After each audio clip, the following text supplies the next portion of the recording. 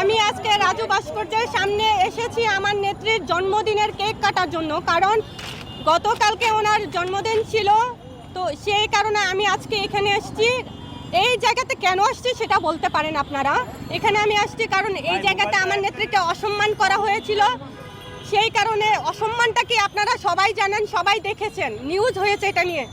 ওই কারণে আমার নেত্রীকে সম্মান জানাতে আমি আজকে এই জায়গায় আসছি।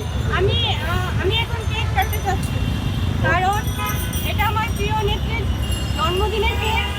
আমি এখানেই কাটবো, এটাই আমার চাওয়া।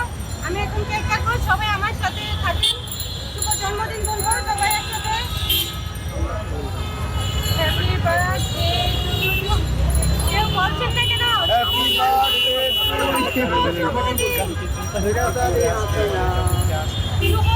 শুভ দিন। আমার প্রিয় নেত্রী। আমরা তো সাংবাদিক, আমরা